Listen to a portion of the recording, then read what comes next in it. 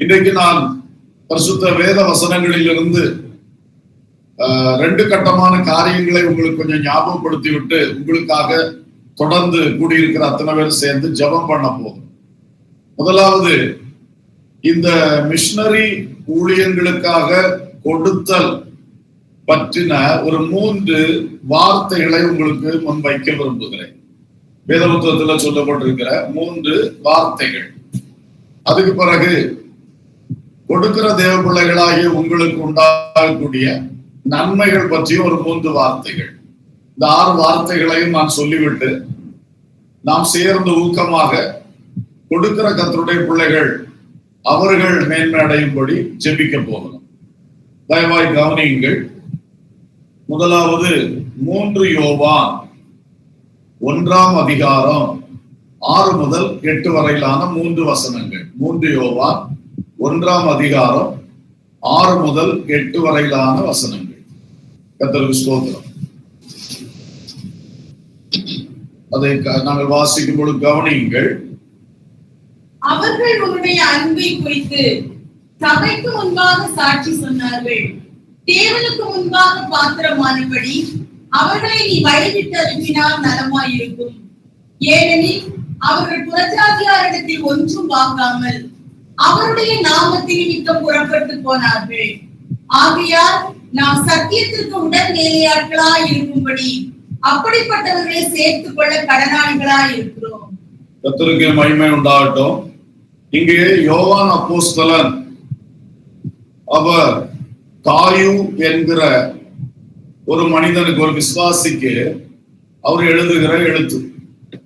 அவர் சொல்லுகிறார், உன்னுடைய அன்பை குறித்து சபைக்கு முன்னாக சாட்சி சொன்னார்கள். தேவனுக்கு முன்பாக பாத்திரமானபடி அவர்களை நீ வழிவிட்டு அனுப்பினால் நலமாயிருக்கும். அந்த நான் சொன்ன 3 வார்த்தைகளில் ஒன்று வழிவிட்டு அனுப்புதல். வழிவிட்டு அனுப்புதல். அப்போ இதுல யோவான் சொல்றாரு, மிஷனரிகள் உன் சபைக்கு வந்தார்கள். அவர்கள் உன்னை குறித்து, உன்னுடைய அன்பை குறித்து நல்ல சாட்சி சொன்னார்கள். இப்பொழுது அந்த மிஷனரிகள் உன் சபையை விட்டு அவர்கள் புறப்படும் போது நீ அவர்களை பாத்திரமானபடி அவர்களை வழிவிட்டு அனுப்ப வேண்டும். பாத்திரமானபடி அவர்களை வழிவிட்டு அனுப்ப வேண்டும் என்று சொன்னார். அடுத்து சொல்ற விளக்கத்தை பாருங்க, 7ஆம் வசனத்துல, ஏனெனில் அவர்கள் புறஜாதியாரிடத்தில் ஒன்றும் வாங்காமல் அவருடைய நாமத்து நிமித்தம் புறப்பட்டு போனார்கள். நீ நல்ல முறையில் வழிவிட்டு அனுப்பணும். ஏன்னா அவங்க புறஜாதிகளிடத்துல போய் எந்த காணிக்கைகளும் பெறுகிறது இல்லை. ஒன்றும் வாங்காமல் அவர் கர்த்தராகிய இயேசுவின் நாமத்து நிமித்தம் புறப்பட்டு போனவர்கள். அடுத்தது 8ஆம் வசனத்துல சொல்றார், ஆகையால் நாம் சத்தியத்துக்கு உடன் வேலையாட்களாய் இருக்கும்படி அப்படிப்பட்டவர்களை, அதாவது அந்த மிஷனரிகளை சேர்த்து கொள்ள கடனாளிகளாய் இருக்கிறோம். அல்லேலூயா. பாருங்கள், அப்ப அவர் சொல்றது யாரை பற்றி சொல்றாரு? மிஷனரிகளை பற்றி அவர் சொல்லுகிறார். கர்த்தருக்கு ஸ்தோத்திரம். ஆம்பிளிஃபைட் பைபிள்ல மிஷனரிஸ்னே போட்டிருக்கு அந்த இடத்துல. அது ஆம்பிளிஃபைட் பைபிள்ல அந்த ஒவ்வொரு வசனத்துக்கும் ஒரு விளக்கம் கொடுப்பாங்க. நம்ம சபையில மைக்குக்கு ஆம்பிளிஃபையர் வச்சு சத்தத்தை கூட்டுற மாதிரி அதுக்கு பேரே ஆம்பிளிஃபைட் பைபிள். கொஞ்சம் விரிவா இருக்கும், விளக்கமா இருக்கும். அதுல இந்த விளக்கம் ரொம்ப அழகா இருந்தது. அதுல for these travelling missionaries have gone out for the name's sake, God's name, அதுதான் God's name's sake, and are accepting nothing from the Gentiles என்று சொல்லி போட்டிருக்கிறார். அப்ப பாருங்கள், மிஷனரிகளுக்கு கொடுக்கிறதுல ஒரு பழக்கம் வழிவிட்டு அனுப்புகிற பழக்கம். அவங்க நம்முடைய வீட்டுக்கு வந்தால், நம்முடைய சபைக்கு அவர்கள் வந்தால், நம்முடைய பொது கன்வென்ஷன்களிலோ அல்லது FGMM முகாம்களிலும் மிஷனரிகள் வந்தால் அந்த அக்கேஷன்ஸ்ல, அந்த சந்தர்ப்பங்களிலே நாம் அவர்களை நல்ல வண்ணம் அனுப்பி வைக்க வேண்டும். வழிவிட்டு அனுப்புதல் அது ரொம்ப முக்கியமான விஷயம். send them forward, அவங்களை நல்ல வழிவிட்டு அனுப்பு, முன்னோக்கி அனுப்பு என்கிறது போல அர்த்தங்கள் அதிலே வருகிறது. எனவே நாம் எப்பொழுது மிஷனரிகளை கண்டாலும் அவர்களை நம்முடைய கையில் இருக்கிற ஒரு காணிக்கை அவர்களுக்கு கொடுத்து கனம் பண்ணி அவர்களை சந்தோஷமாய் அனுப்புவது அது தேவனுக்கு முன்பாக மிக பிரீதியாக இருக்கும். நாம் அதற்கு கடமைப்பட்டிருக்கிறோம் என்று இந்த வசனத்திலே நாம் படிக்கணும்.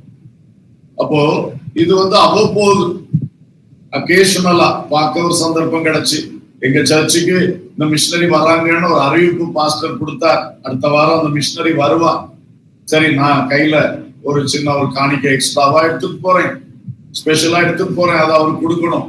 இந்த மாதிரிப்பட்ட சந்தோஷங்கள். இந்த மிஷனரி நம்முடைய சர்ச்சில் 3 நாள் தங்குவார் என்று அறிவித்தால், பாஸ்டர் ஒரு நாள் ராத்திரி எங்க வீட்டுல ஒரு விருந்து கொடுக்கட்டுமா என்று கேட்டு அவர்களை கனம் பண்ணி, அந்த மாதிரி எல்லாம் மிஷனரிஸை நாம் அதிகமாய் கனம் பண்ண வேண்டும். யோவான் அப்போஸ்தலன் அதை காயுவுக்கு அதை எழுதி உணர்த்தினதை நாம் வாசித்து தியானித்தோம். அது மட்டும் இல்ல, பவுல் அடிக்கடி இதை எழுதியிருக்கிறார். ரோமர் 15:24 இதே வார்த்தையை தான் பவுலும் பயன்படுத்துகிறார், வழிவிட்டு அனுப்புங்கள். அவர் அங்கே சொல்லும் பொழுது, நான் ரோமாபுரி சபைக்கு வருவேன், கொஞ்ச நாட்கள் உங்களிடத்தில் தங்கி இருப்பேன், உங்களுக்கு ஊழியம் செய்வேன், அப்புறம் உங்களால் வழிவிட்டு அனுப்பப்பட்டு ஸ்பானியா தேசத்தின் ஊழியத்துக்காக போவேன். ஸ்பானியாவிலே ஸ்பெயின் தேசத்தில் ஊழியம் செய்வது பவுலுடைய அடுத்த திட்டம். அதுக்கு அவர் ஒரு லான்ச்சிங் பேடா எதை வைக்கிற விரும்புகிறார்? ரோமாபுரி சபையை. முதல்ல அந்தியோகியா சபையில் அவர் இருந்தார், அங்கிருந்து தான் ஆவியானவர் அவரை அனுப்பினார். அப்பொழுது அந்தியோகியா சபையால் வழி அனுப்பப்பட்டு அவர் கலாத்தியா, மக்கதோனியா போன்ற பல நாடுகளிலே, அகாயா நாடுகளிலே, சீப்ரு தீவு போன்ற இடங்கள் எல்லாம் சபைகளை கட்டினார். இப்படி அது அவர்களை வழி அனுப்புறது அப்படின்னு சொன்னா அவங்களுக்குள்ள உதவிகளையும் செய்து அனுப்புகிறது என்று அர்த்தம். 1 கொரிந்தியர் 16:6-11 இதே போன்ற வசனங்களை பார்க்கிறோம். 2 கொரிந்தியர் 1:16 பார்க்கிறோம். தீத்து 3:13 பார்க்கிறோம். எல்லா இடத்துலயும் இந்த வழிவிட்டு அனுப்பு, சென்டிங் ஆஃப் ரொம்ப முக்கியம். சோ மிஷனரிகளுக்கு நாம் கொடுக்க கடமைப்பட்டிருக்கிறோம், அதை நன்றாக செய்கிறோம். இந்த கூட்டத்திலே இன்னும் நாம் அதற்காக ஊக்கப்படுத்தப்படுகிறோம். 2வதாக ஒரு வார்த்தை, அறுத்தவர்களின் கூலி என்ற ஒரு வார்த்தை பைபிள்ல இருக்கு. அறுத்தவர்களின் கூலி. யாக்கோபின் நிருபம் 5ஆம் அதிகாரம் 4வது வசனம், ஜேம்ஸ் 5:4. இதோ உங்கள் வயல்களை அறுத்த வேலைக்காரருடைய கூலி உங்களால் அநியாயமாய் பிடிக்கப்பட்டு கூக்குரல் இடுகிறது. அறுத்தவர்களுடைய கூக்குரல் சேனைகளுடைய கர்த்தரின் செவிகளில் பட்டது. வயலில் அறுவடை. அதே போல மிஷனரிகள் சென்றிருக்கிறது உலகம் என்கிற களத்தில் ஆத்துமாக்களை அறுவடை செய்வதற்காக. அப்ப ரெண்டும் ஒன்றுதான். இவர்கள் அறுவடையாளர்கள், மிஷனரிகள். அவர்கள் அறுவடை செய்யும் பொழுது அவர்களுக்கு கூலி கொடுக்க வேண்டும். தேவன் கூலி கொடுக்கிறவர், தேவன் தான் அழைத்தவர், தேவன் தான் அவர்களுக்கு கூலி கொடுப்பவர். அவர் தான் அறுப்புக்கு எஜமான், அந்த எஜமான் தான் கூலி கொடுப்பவர். ஆனால் தேவனுடைய பண்ணையிலே, காட்ஸ் ஃபார்ம், அந்த பண்ணையிலே நாம் எல்லாரும் கூட இணைக்கப்பட்டிருக்கிறோம். அப்ப அவர் என்ன செய்கிறாரு? ஒரு பக்கத்திலிருந்து வாங்கி அடுத்த பக்கத்துக்கு கொடுக்கிறது போல நம்மிடத்திலிருந்து வாங்கி அந்த கூலியை அவர்களுக்கு கொடுக்கிறாங்க. இது ஆண்டவருடைய ஒரு அழகான திட்டம். ஏன்னா எல்லாமே அவருடைய பண்ணை தான். ஒரு பக்கம் அவர் அறுவடை செய்து அடுத்த பக்கம் அதனுடைய அந்த கிரயத்தை அடுத்த பக்கம் செலவு பண்ணி தன்னுடைய தோட்டத்தை வளர்த்துவார். அப்படித்தான் வளர்ந்த சபைகளில் இருந்து ஆண்டவர் அந்த அறுக்கிறவர்களுக்கு கூலியை பெற்றுக் கொடுக்கிறார். அதெல்லாம் ஆண்டவருடைய கைடன்ஸ் தான். நம்ம சும்மா முகாம் நடத்தினோம், பிரசங்கத்துல 2 வார்த்தை சொன்ன உடனே எல்லாரும் வந்து மிஷினரிகளா போக ஒப்பு கொடுத்துட்டாங்க, ஜெபிக்க ஒப்பு கொடுத்துட்டாங்க, கொடுக்க ஒப்பு கொடுத்துட்டாங்கன்னு நாம சொல்றதுல ஒண்ணுமே இல்லை. கர்த்தர் கிரியை செய்யாம இது ஒண்ணு எழும்பார். ஆண்டவர் எழுப்புறார். அறுப்புக்கு எஜமான் தான் எல்லாத்தையுமே கண்காணித்து கரெக்டா செய்யறார். ஆனா நம்மளை பயன்படுத்துறார். அப்ப என்ன, இப்போ ஒரு எப்படி நான் சொல்றேன், அவருடைய அறுவடை களத்துல ஒரு செக்ஷன் வேலை நடக்கிறதுக்கு நீ சம்பளம் கொடுன்னு நம்மில் ஒருவரை நியமிக்கிறான். மகனே மகளே, நீ வந்து அந்த மிஷினரிக்கு நீ ஸ்பான்சர் பண்ணு, அந்த அறுப்பு களம் உன்னுடைய பொறுப்பில் எடு, அந்த களத்தை நீ பொறுப்பேற்றுக்கொள், அடாப்ட் பண்ணிக்க, அதுக்குரிய மந்த்லி ஹெல்ப் எல்லாம் நீ கொடு என்பது போன்ற ஒரு காரியம். அந்த அறுத்தவர்களுக்கு கூலி இந்த வசனம் சொல்லுது. அது கொடுக்க வேண்டியவங்க கொடுக்காம அநியாயமாய் பிடித்து வைத்திருக்கிறபடியினால் அங்கே அது என்ன பண்ணுது, அந்த கூலி கூக்குரல் இடுகிறது. கூலி கூக்குரல் இடுகிறது. அறுத்தவர்களுடைய கூக்குரல் சேனைகளின் கர்த்தரின் செவிகளில் பட்டது.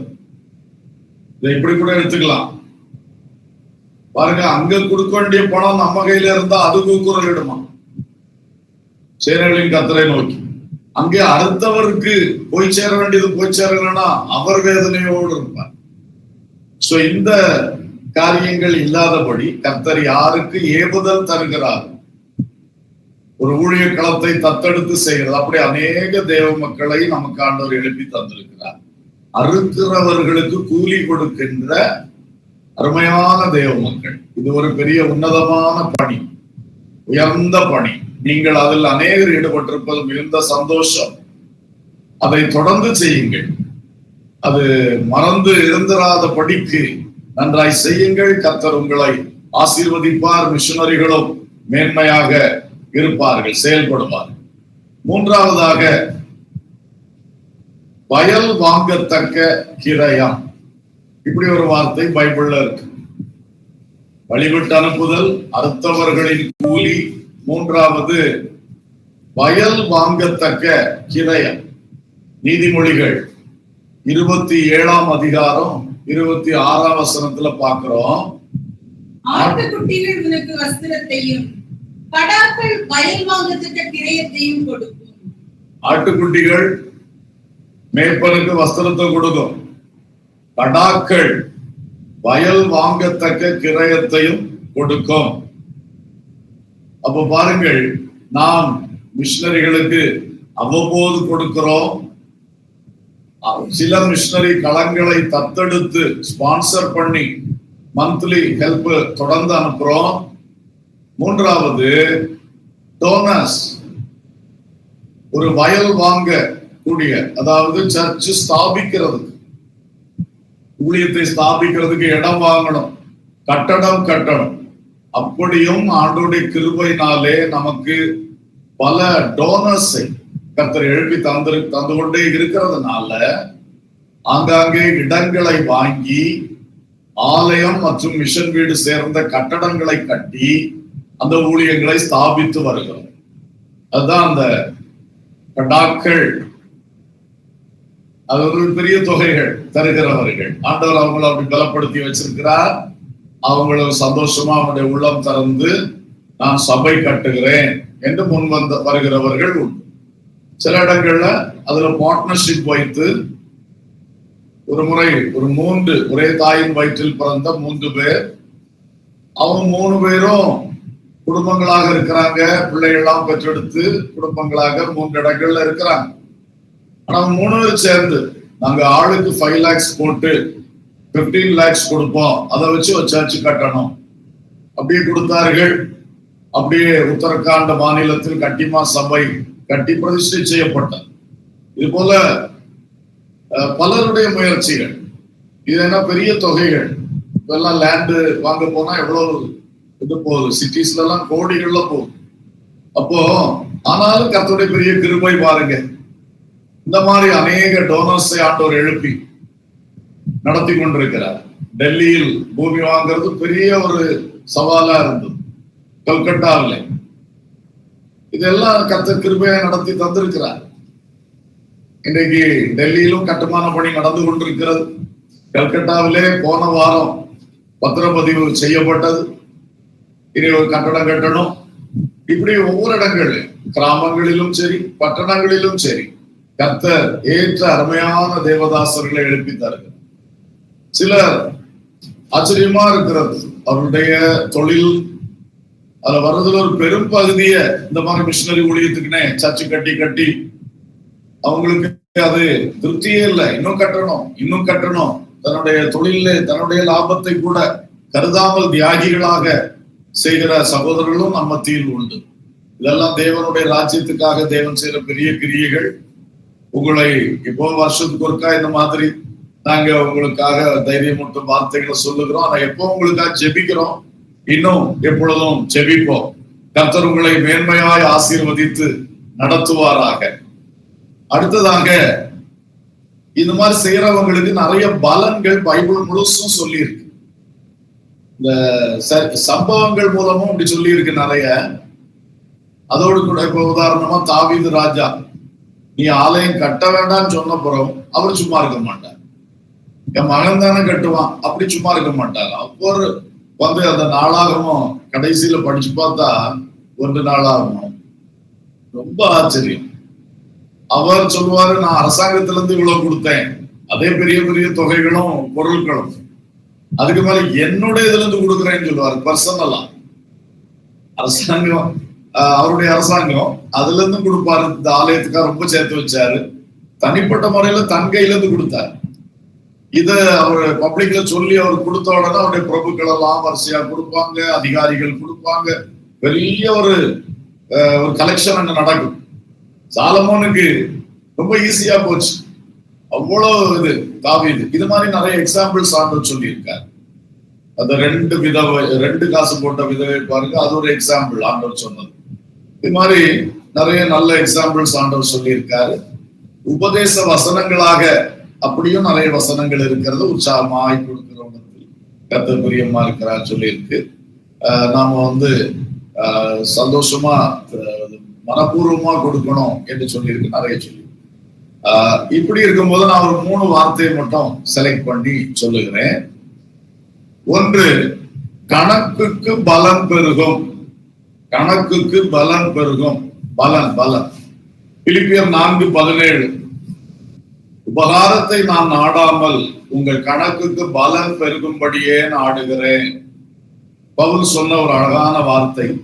பிலிப்பி பட்டணத்து சபையார் அவருக்கு 1-2 தடவை மிஷனரி ஊழியத்திலே அவருக்கு பணம் அனுப்பி இருக்கிறாங்க. அவர் தெசலோனிக்கேல இருந்த பொழுது அனுப்புனாங்கன்னு சொல்றாரு. இப்படி அனுப்புனதுக்கு அவர் ஒரு பாராட்டு வார்த்தை எழுதுறாரு. நீங்க கொடுத்தீங்க, நான் திருப்தி அடைஞ்சிருக்கிறேன். அதே வேளையில நான் உங்கள் கணக்குக்கு பலன் பெருகும்படியே நான் விரும்புகிறேன். அப்போ என் கையில் வருகிற காணிக்கையை நான் எண்ணி பார்த்து அது பெருகணுமே என்ற கண்ணோட்டத்தில் நான் இருக்கவில்லை.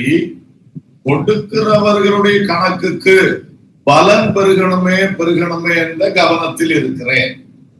அது ஒரு அழகான ஒரு வார்த்தை.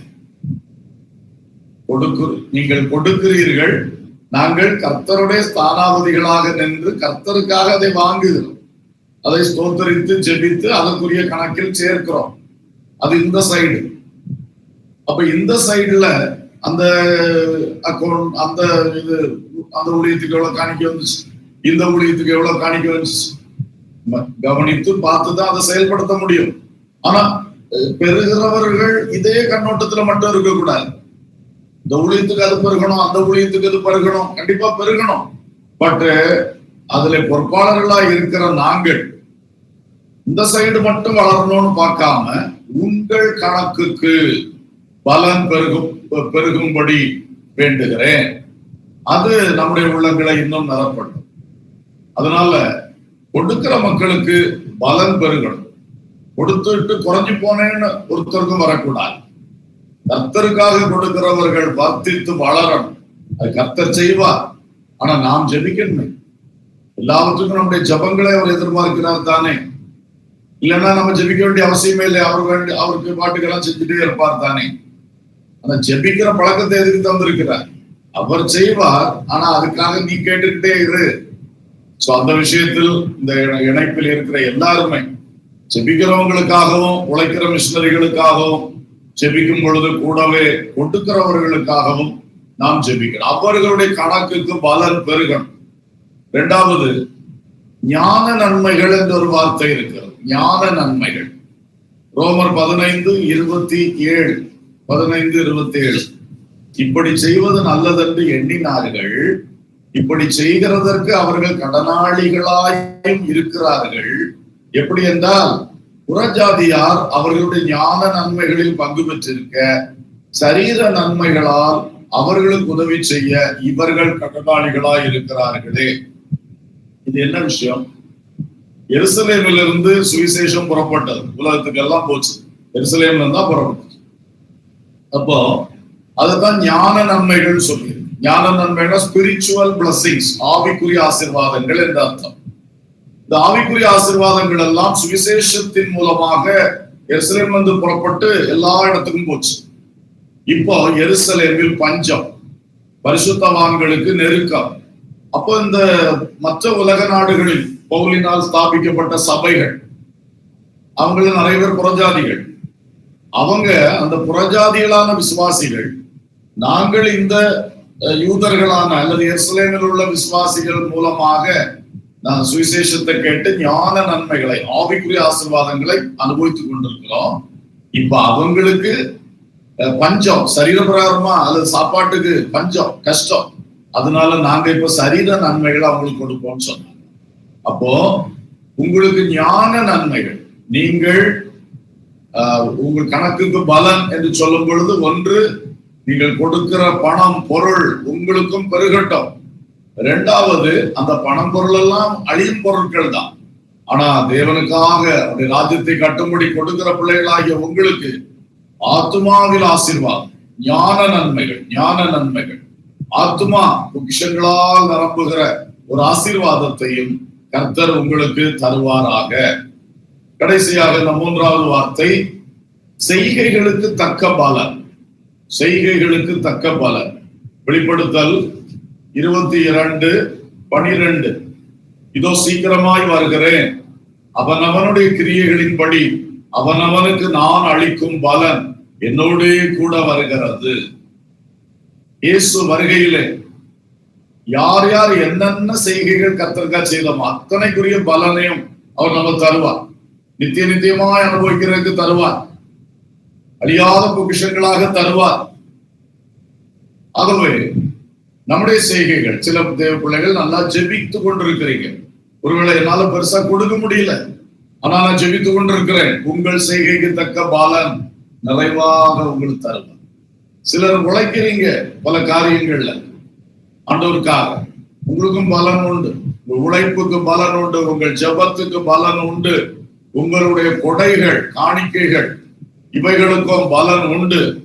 ஆகவே இது எல்லாவற்றுக்கும் பலன் அளிக்கும்படி ஆண்டவர் இயேசு கிறிஸ்து சீக்கிரமாக வருகிறார். அல்லேலூயா. சோ இந்த நல்ல பணிகளில் நாம் பெருகுவோம். கர்த்தர் நம்மை ஆசீர்வதிப்பார். 1-2 வார்த்தைகளை மட்டும் சொல்லிட்டு நான் ஜெபிக்க விரும்புகிறேன். இன்றைக்கு நம்முடைய ஃபுல் காஸ்பல் பெண்டிகாஸ்ட் சர்ச்சுடைய இந்த வட இந்திய மிஷனரி ஊழியர்களுக்கு நம்ம மந்த்லி ஹெல்ப் அனுப்பி கொண்டிருக்கிறோம்.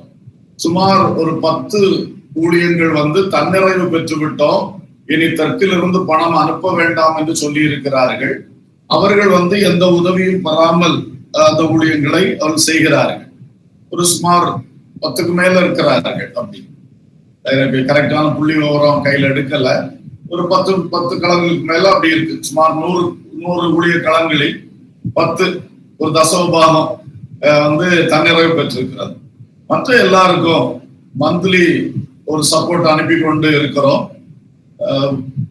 அதுல ரொம்ப வருஷம் சீனியர்ஸா இருக்கிறவங்களுக்கு கொஞ்சம் கூடுதலா இருக்கும், புதுசா ஜாயின் பண்ண கொஞ்சம் குறைவா இருக்கும். எல்லாம் ஒரு சராசரியா சொல்ல போனா ஒரு 5000 என்று வைத்துக் கொள்வோமே மந்த்லி.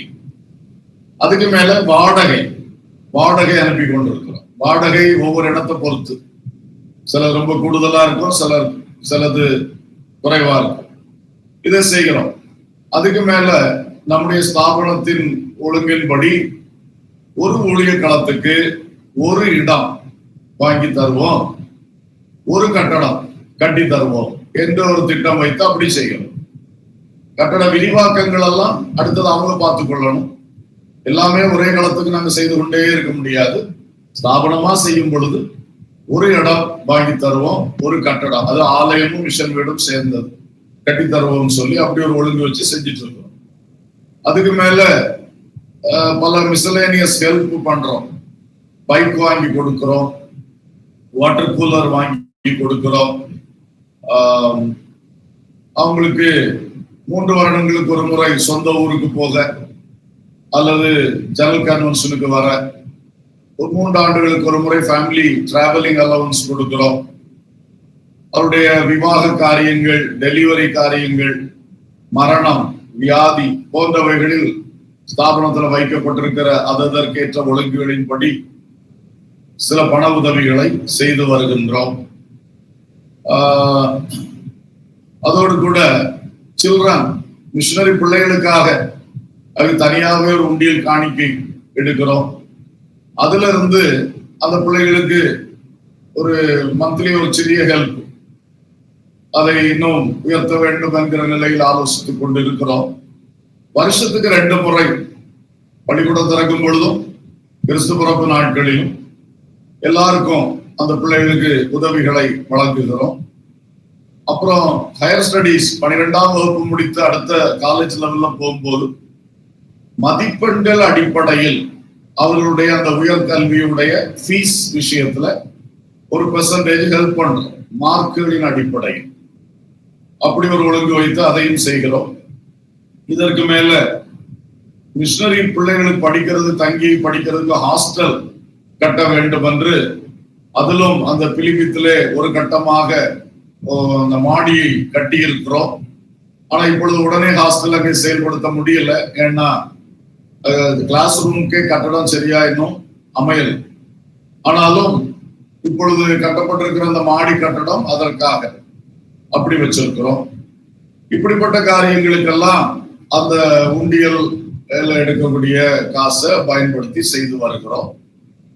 அடுத்ததாக ஸ்கூல்ல படிக்கிற பிள்ளைகள், சில ஏழைகள் படிக்க மாட்டேங்கிறாங்க, ஃபீஸ் கொடுக்க மாட்டேங்கிறான்னு சொல்லும் போது அதுக்கு தனியாக எஜுகேஷன் டிபார்ட்மெண்ட் மூலமாக ஒரு சென்ஸ் பிள்ளைகளுக்கு என்று ஒரு ஃபீஸ் கொடுக்கிற ஒரு திட்டம் 500 ரூபாய், அதையும் அநேகர் செய்கிறீர்கள். இப்படி பல்வேறு நிலைகள்ல செய்கிறோம். இதுக்கு மேல நம்முடைய டிஸ்ட்ரிக்ட்களுக்கு நம்ம ஃபண்ட் கொடுக்கறது உண்டு. அதுல நார்த் இந்தியாவில் உள்ள டிஸ்ட்ரிக்ட் கொடுக்கிற அலாட்மெண்ட்ல அவங்க போர்வெல் போடுகிறது, இப்பெல்லாம் சிசிடிவி கேமரா மாற்ற ஒரு இது கட்டாயப்படுத்தப்படுது. சில காம்பவுண்ட் வால் காரியம், கிரேவியார்ட்ஸ்ல உள்ள காரியங்கள் என்று சில உதவிகளை அவர்களும் அந்த டிஸ்ட்ரிக்ட் மூலமாகவும் செய்யப்பட்டு வருகிறது. இதுக்கு மேல யாரோ ஒருத்தருக்கு தோன்றுகிறது, இந்த மிஷனரிக்கு இவ்வளவு ரூபா கொடுக்கணும், அதை ஸ்தாபனத்துல தர்றாங்க. அதை அப்படியே டியூ டூன்னு ஒரு அக்கௌண்ட் வச்சிருக்கோம். அதுல எந்த மிஷனரிக்கும் சொல்றாங்களோ அப்படியே எழுதி உடனடியாக அது போயிடும். அதுக்கு சேர்த்து வைக்கிறது, தேவை வரும்போது கொடுக்கறது என்கிற கான்செப்ட்ல இல்லாம இது உடனே கொடுங்க, நான் ஒரு கிஃப்டா அவங்களுக்கு கொடுக்குறேன், உடனே கொடுங்க, அந்த மாதிரி தான் டியூ டூன்னு சொல்லிட்டு உடனே அவங்களுக்கு கொடுக்குறேன். இப்படி பல்வேறு ஸ்கீம்ஸ் வச்சு நம்முடைய மிஷனரிகளை தாங்கி வருகிறோம். ஆனால் இதில் நாம் திருப்தி அடையவில்லை, இன்னும் கொடுக்க கடமைப்பட்டிருக்கிறோம். ஒருபுறம் நாம் கொடுக்க அங்கேயே கர்த்தர் அவர்களுக்கு எல்லா நன்மைகளை தந்து இந்த செல்ஃப் சஃபிஷியன்ட், நாங்கள் தன்னிறைவு பெற்று விட்டோம், இனி சவுத்ல இருந்து ஹெல்ப் வேண்டாம்னு நிற்கக்கூடிய அளவுக்கு சபைகள் வளர வேண்டும் என்றும் செபித்து வருகிறோம். சோ கொடுக்கிற உங்களுக்கு இந்த தகவல்களை நான் கூறியிருக்கிறேன். நீங்கள் தொடர்ந்து இன்னும் ஊக்கமாய் செபிக்கவும் கொடுக்கவும் உங்களை அன்போடு அழைக்கிறோம். இப்பொழுது எல்லாரும் சேர்ந்து தேவ சமூகத்தில் ஜெபம் பண்ணலாம். ஹல்லேலூயா. ஸ்தோத்திரம், ஸ்தோத்திரம், ஸ்தோத்திரம், ஸ்தோத்திரம், ஸ்தோத்திரம்.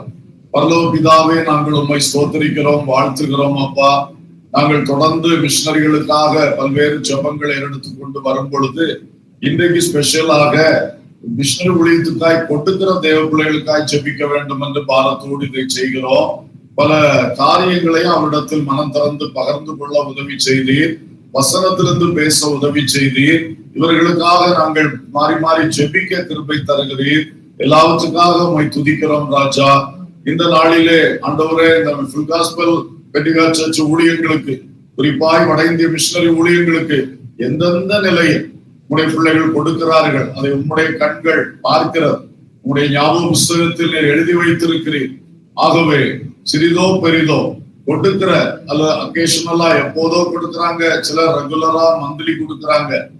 இப்படி எல்லா விதத்திலும் செய்யக்கூடிய அத்தனை பேர் மேலையும் பரலோகத்தின் தேவனுடைய கிருபை கிருபை கிருபை அளவில்லாமல் இறங்கும்படி வேண்டிக் கொள்ளுகிறோம்ப்பா. அவர்களுக்கு பூமிக்குரிய நன்மைகள் நீர் கொடுக்க வேண்டும். ஆண்டவரே, இந்த பூமியில் நாங்கள் வாழ்வதற்கு வாழ்வாதாரம், அடிப்படை ஆசீர்வாதங்கள், நன்மைகள் தேவை கர்த்தாவே. அப்ப அது எல்லாவற்றிலும் அவர்கள் ஒவ்வொருவருடைய வாழ்விலும் எதுவும் குறைவில்லாமல் நீர் வழி நடத்தும்படியாய் நாங்கள் ஜெபிக்கிறோம் தகப்பனே. என் அன்பு தகப்பன் இரக்கம் செய்யும். உமக்கு கொடுக்கிற பிள்ளைகள் அவர்கள் ஒருபோதும் குறைவுபட்டு போகக்கூடாதப்பா. சிங்க குட்டிகள் தாழ்ச்சி அடைந்து பட்டினியா இருக்கும். கர்த்தரை தேடுகிறவர்களுக்கோ ஒரு நன்மையும் குறைபடாது சொன்னீங்களே. உங்களை தேடுகிற பிள்ளைகள், உங்க ராஜ்யத்தை நாடுகிற பிள்ளைகள், இந்த பூமியில் மனித உள்ளங்களில் கிறிஸ்துவின் ராஜ்யம் ஸ்தாபிக்கப்பட வேண்டும் என்று விரும்பி கொடுக்கிறவர்கள் எல்லாரையும் நீங்க ஆசீர்வதித்து மேன்மைப்படுத்தும்படி உம்மிடத்தில் வேண்டிக் கொள்ளுகிறோம். பூமிக்குரிய நன்மைகளில் குறைவில்லாமல் கொடும். ஆகாரத்துக்கு அடுத்த ஆசீர்வாதங்கள், கண்ணீர்களுக்கு அடுத்த ஆசீர்வாதங்கள், ஆண்டவரே வஸ்திரங்களுக்கு அடுத்த ஆசீர்வாதங்கள், அப்பா பிள்ளைகளுடைய கல்விக்கு அடுத்த ஆசீர்வாதங்கள், வீடு சொந்த வீடு சொந்த நலம், அந்த வீட்டில் அருமையும் பெருமையுமான பொருட்கள் என்கிற ஆசீர்வாதங்கள் எல்லாவற்றிலும் குறைவில்லாமல் நடத்தும் ஐயா. ஆசீர்வதியும் என்று ஜெபிக்கிறோம். பூமிக்குரிய நன்மைகளில் ஒரு குறை வைக்காமல் கர்த்தர் கொடுக்கணும். கரத்திலே உருவாக்கி ஜோதிகளின் பிதாவானவரிடத்திலிருந்து அவர்களுக்கு வர வேண்டிய நன்மைகள் எல்லாம் இறங்கி வரும்படியாய் குறித்த காலத்தினுடைய கரங்களில் கிடைக்கும்படியாய், தடைகள் இல்லாமல் தாமதங்கள் இல்லாமல் கிடைக்கும்படி உதவி செய்யும். தானியேல் ஜெபிக்க தொடங்கின முதல் நாளே கட்டளை வெளிப்பட்டது. செய்தியை தேவதூதன் கொண்டு வந்தார். ஆனால் அந்த பெர்சிய தேசத்தின் அதிபதி என்று சொல்லுகிற ஒரு பிசாசின் ஆவி, அது அந்த தூதனை 21 நாள் மட்டும் தடுத்து வானமண்டலத்திலே நிறுத்தி வைத்து விட்டது. தானியேலோ விடாப்பிடியாய் ஜெபித்த பொழுது 21ஆம் நாள் கர்த்தர் மற்றொரு தூதனை அனுப்பி இந்த பெர்சிய தேசத்தின் அதிபதி என்கிற பிசாசை துரத்தி அந்த முதல் நாளில் புறப்பட்ட தூதன் தானியேலிடத்தில் வந்து தேவ செய்தியை கொடுக்க வைத்தீர். இதே போல நீங்க அனுப்புகிற நன்மைகள் பிள்ளைகளுடைய வாழ்விலே தடைபட்டு நிற்காதபடி, தாமதிக்காதபடி அன்பு தகப்பன் கிரியை செய்து எல்லாம் அவருடைய கரங்களில் வந்து கிடைக்க உதவி செய்யும் தகப்பனே. ஆசீர்வதியும் அப்பா. கர்த்தர் பெரிய காரியங்களை செய்வீராக. விவசாயங்கள் செய்கிறவர்களை ஆசீர்வதியும். அவருடைய விளைச்சல் மகசூலை பெருக பண்ணும்படி ஜெபிக்கிறோம். நல்ல விளைச்சல் கொடும் ஆண்டவரே. அந்த விளைச்சல் குறுக்கே கிரியை செய்கிற எல்லா விஷ ஜந்துக்கள், பூச்சிகள் இதெல்லாவற்றையும் இயேசுவின் நாமத்தில் கடிந்து அப்புறப்படுத்துகிறோம். ஆமென். மிருகங்கள், பறவைகளுடைய தொல்லைகள் எல்லாம் மாறி போகட்டும். இயற்கை பேரிடர்கள், காலநிலை மாற்றங்கள், எதிர்பாராத சூழ்நிலைகள் இப்படியெல்லாம் வந்து கஷ்டப்படுத்தாதபடிக்கு நீர் பாதுகாவல் கொடுத்து விளைச்சலை பெருக பண்ணும் என்று ஜெபிக்கிறோம். தொழில் செய்கிறவர்களுக்கு நீதியான லாபங்களை பெருக பண்ணும்படியாய் வேண்டிக் கொள்ளுகிறோம். நீதியான லாபங்கள் நீர் தருகிறவைகள், அதை இன்னும் பெருக பண்ணி அவருடைய தொழில்கள் இரட்டித்து வளரத்தக்கதாகவும், கர்த்தருக்கு கொடுக்கிற பிள்ளைகள் ஆசீர்வதிக்கப்பட்டு தலைநிமிர்ந்து நிற்கத்தக்கதாகவும் கர்த்தர் உதவி செய்யும். சம்பள உயர்வுகளை காலாகாலத்தில் தந்து உழைக்கிறவர்கள், எம்ப்ளாயீஸ் எல்லாரையும் ஆசீர்வதித்து அவர்களுக்கு ஒருவேளை தினக்கூலி, மாத கூலி, வாரந்தோறும் கூலி, ஒரு கான்ட்ராக்ட் பேசிஸ்ல எந்த விஷயத்திலும் ஆண்டவருடைய ஆசீர்வாதம் அவருடைய உழைப்புக்கு மேலாய் அவருடைய கரங்களில் கிடைக்க உதவி செய்யும். இன்னும் எங்களுக்கு ஜெபிக்க தெரியாத, கேட்க தெரியாத எந்த ஞான நன்மைகள் எல்லாவற்றையும் தாரும். அதே போல குடும்பத்தின் ஆசீர்வாதங்களை தாரும். புத்திர பாக்கியம் தாரும். பிள்ளைகளுக்கு நல்ல கல்விகளை தாரும். ஏற்ற வேளையில் கர்த்தர் கொடுத்த துணைகளை கொடுத்து அவர்களை விவாக வாழ்வில் பிரவேசிக்க செய்யும். ஆண்டவரே, எல்லாரும் மேன்மையுள்ளவர்களா எழும்ப உதவி செய்யும். சொந்த இடம், சொந்த கட்டடம், சொந்த வாகனங்கள் மற்றும் தேவையான பொருட்கள் எல்லாவற்றையும் தந்து ஆதரியும், ஆசீர்வதியும். தேடுகிற பிள்ளைகள் வளர்ந்து கொண்டே வரணும். அவர்கள் இருக்கிற இடங்கள் செழித்து மேன்மடைந்து கொண்டே வர வேண்டும் என்று வேண்டிக் கொள்ளுகிறோம். உமக்காக கொடுக்கிறவர்களை இந்த விஷயங்களில் அதிகமாய் கனம் பண்ணும் என்று வேண்டிக் கொள்ளுகிறோம். கர்த்தாவே, ஆவிக்குரிய ஆசீர்வாதங்களுக்காய் வேண்டிக் கொள்ளுகிறோம். ஞான நன்மைகள் பெருகட்டும் ராஜா. கர்த்தருக்காய் கொடுக்கிறவர்கள் ஆவியில தோய்ந்து இருக்க கூடாது, ஆத்மாவிலே அவர்கள் ஆசீர்வதிக்கப்படணும். அந்த ஆசீர்வாதங்களை அதிகமாய் தாங்கப்பா. விசுவாசம் என்கிற ஆசீர்வாதம், பரிசுத்தம் என்கிற ஆசீர்வாதம், ஆண்டவரே தேவ அபிஷேகம் என்கிற ஆசீர்வாதம், தேவ வசனத்தின் அறிவு என்கிற ஆசீர்வாதம், ஆமெனப்பா, ஜெபிக்கிற அந்த கிருபைகள், வரங்கள் என்கிற ஆசீர்வாதங்கள், எல்லா ஆவிக்குரிய ஆசீர்வாதங்களில் உடைய பிள்ளைகள் பெருக வேண்டும். வெறுமனே கொடுத்தேன், என் கடமை முடிந்தது என்று அப்படி இருக்கக்கூடாது. கொடுக்கிறவர்கள் ஆத்மாவில் ஆசீர்வதிக்கப்பட்டு அவள் நித்தியம் வரைக்கும் பலன் பெறுவதற்கு எதுவாய் அவர்கள் எழும்பி வர வேண்டும். தகப்பனே, நோவா பேழையை கட்டின ஆசாரிகளை போல எல்லாம் கட்டி முடிச்சுட்டு தண்ணியில போயிட்டாங்களே, அந்த நிலைமை ஒருவருக்கும் வந்து விடக்கூடாது என்று கெஞ்சி மன்றாடுகிறோம். தகப்பனே, ஒரு ஊழியத்தை தங்களுடைய பிரயாசத்தினாலும் பணத்தினாலும் ஜபத்தினாலும் கட்டி எழுப்புகிற பிள்ளைகள் ஆத்துமா ஒருபோதும் நஷ்டப்பட்டு போகாதபடி, அது மட்டும் இல்ல, அந்த ஆத்துமாக்கள் சிறப்பான பொக்கிஷசாலைகளாய் மாறும்படி ஆசீர்வதியும். பரலோகத்தில் பொக்கிஷம் சேர்க்கிற ஆசீர்வாதத்தை எல்லாருக்கும் கொடுங்கப்பா. இங்கே செலுத்துகிற காணிக்கைகள், இங்கே எடுக்கிற பிரயாசம், ஜெபம் எல்லாமே பரலோகத்திலே பொக்கிஷங்களாய் மாறட்டும். பரம எருசலேமிலே எங்களுக்கு நீர் நியமித்திருக்கிற வாசஸ்தலத்திலே அந்த பொக்கிஷங்கள் நிறைவாய் எழும்பட்டும் என்று ஜெபிக்கிறோம். எல்லாருக்கும் அந்த பாக்கியத்தை கொடும். ஆண்டவரே, இந்த வேளையிலும் இந்த ஊழியத்தில் ஈடுபட்டிருக்கிற அனைவரையும் நீர் ஆசீர்வதியும். விசேஷமாக ஜெபிக்கிறவர்கள், கொடுக்கிறவர்கள் இன்னும் பெருக உதவி செய்யும். ஆண்டவரே, புறப்பட்டு செல்லுகிறவர்கள் பெருகட்டும். மிஷனரிகள் தாராளமா எழும்பட்டும். தகப்பனே, அங்க இருக்கிற மிஷனரிகளையும் காத்துக்கொள்ளும், ஆசீர்வதியும். குளிர்காலம் ஆரம்பித்து விட்டது, யாருக்கும் எந்த சேதம் இல்லாமல் காத்துக்கொள்ளும். பாஸ்டர் பிரபாகரன் அவர்களை நினைத்து ஜெபிக்கிறோம். ஆண்டவரே, உங்களுடைய தாசனுக்கு ஒரு இரக்கத்தை கட்டளையிடும். இந்த குளிர்காலத்தை நல்ல முறையில் தாக்கு பிடிக்கக்கூடிய சரீர சத்துவமும் பலனும் தாரும். இப்பொழுது இருக்கிற அந்த சளி, அந்த ஜலதோஷ கஷ்டங்கள், அந்த பாதிப்புகள் அத்தனையும் மாற்றும் அப்பா. எல்லாரையும் காத்துக்கொள்ளும், எல்லாரையும் ஆசீர்வதியும்.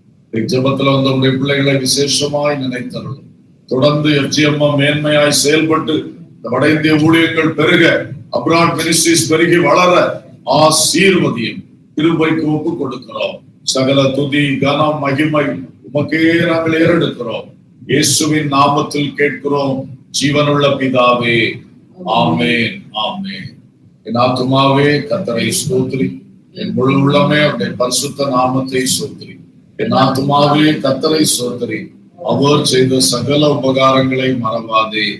ஆமென். நம்முடைய கர்த்தராகிய இயேசு கிறிஸ்துவின் கிருபையும் பிதாவாகிய தேவனுடைய அன்பும் பரிசுத்த ஆவியானவருடைய ஐக்கியமும் சிநேகமும் ஆசீர்வாதங்களும் கிருபைகளும் நன்மைகளும் கர்த்தருக்காக, கர்த்தருடைய ராஜ்யத்துக்காக உழைக்கிற, ஜெபிக்கிற, கொடுக்கிற அனைவர் மேலும் உண்டாவதாக, எப்போதும் உண்டாவதாக.